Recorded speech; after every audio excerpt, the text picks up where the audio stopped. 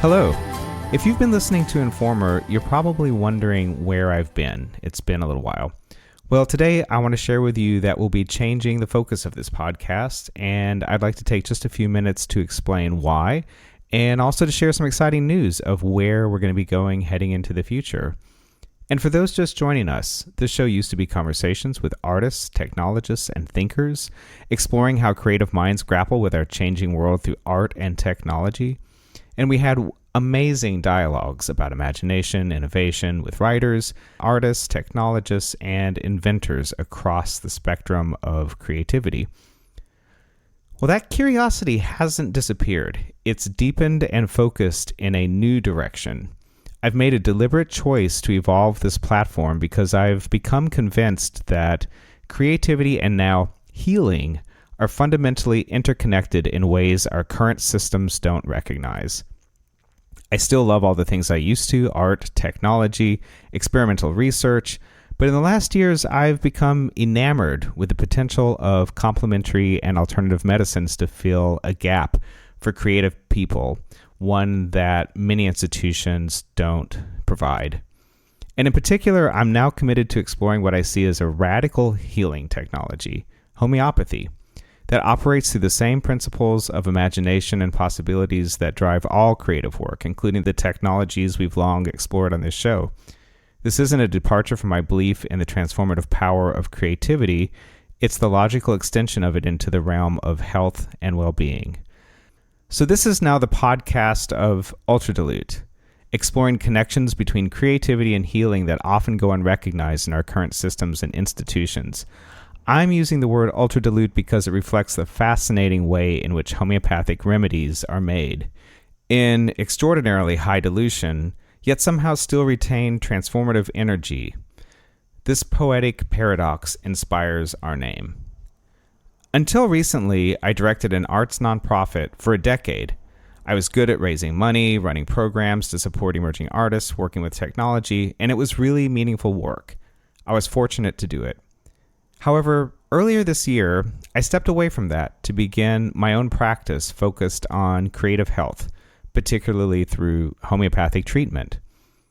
Most of my colleagues understood, perhaps because they're grappling with similar questions about where to direct their energy in these challenging times. And I've always been drawn to the relationship between what we can measure and what we can only sense. It was that curiosity that led me to begin a Zen Buddhist practice at 19, something which I have continued now to this day. And it's taught me to pay attention to the spaces between thoughts, which might signal growth or a time for change. During the pandemic, this interest deepened, and I became fascinated by emerging research on how expectation shapes health outcomes, how the mind participates in healing in ways we're only beginning to understand. Medical science is finally acknowledging what many traditions through time and geographies have long recognized, that consciousness plays a key role in our health. Discovering homeopathy felt like finding a missing technology for our times. Here was a system that demanded rigorous observation of results while acknowledging that healing might operate through mechanisms we don't yet comprehend. It presumed creative connections between mind and body, and it worked through something, call it what you will, that exists beyond our current paradigm. But my personal transformation wasn't just intellectual. When I was running an arts organization in New York, a typical day might find me singing the praises of a beloved artist to a major critic one minute, and then receiving news that funding had been unexpectedly cut the next. And as a practicing artist myself, I know the unique burdens of creating something new, then inviting people into that vision. That particular combination of sublime joy tempered with rolling crises marks the creative life, and it often results in, at least in my case, pretty severe exhaustion. Our world really isn't set up to soften the blow, and there's little support for the particular health challenges we face. Homeopathy became my salvation. When I experienced my own health challenges, I saw a homeopath, and the day I began taking treatment, I had a full night's sleep for the first time in ages. It was the beginning of my return to health, and I never looked back. I found homeopathy extraordinarily well suited for people who build from imagination because it springs from a belief in deep interconnection between body and mind. Most crucially, It recognizes that creative people have their own definitions of health that conventional approaches often miss. So I became very energized by the possibility of helping others in this way, and after rigorous training now at the Academy of Homeopathy Education in Philadelphia, I am providing personalized homeopathic care, fully online, designed around each client's healing journey, wherever they're located.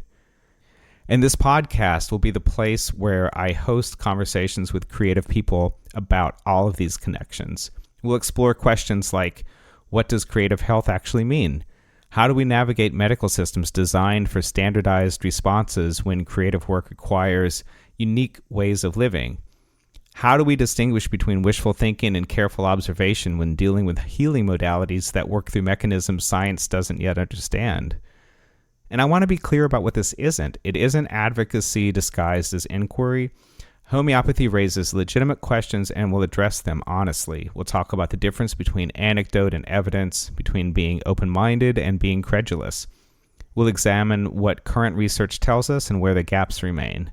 But we'll also acknowledge that some of the most important aspects of health, particularly for creative people, exist in spaces between established categories, between mind and body, between individual constitution and environmental impact, between what we can measure and what we can only witness. So this podcast is for anyone who suspects that creativity and health are more interconnected than conventional medicine recognizes. For people who have had experiences they can't quite categorize, moments when inspiration felt medicinal, or when creative blocks seemed to manifest physically, when healing revealed new creative territories. So I don't know where these conversations will lead, but what I can offer is genuine curiosity, careful attention, and a willingness to sit with questions that don't have easy answers.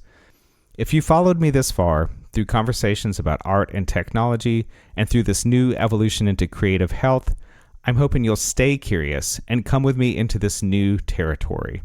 And before I wrap up here, I want to let you know that on October 5th, I'm going to be holding a learning party for homeopathy in Providence, Rhode Island. For any of you that may be in the area or want to make a trip to New England in the fall, this is going to be a gathering featuring a conversation with celebrated jeweler and head of jewelry and metalsmithing at RISD, Tracy Steepy, with award-winning writer and professor in literary arts and studies at RISD, June Oluchi Lee.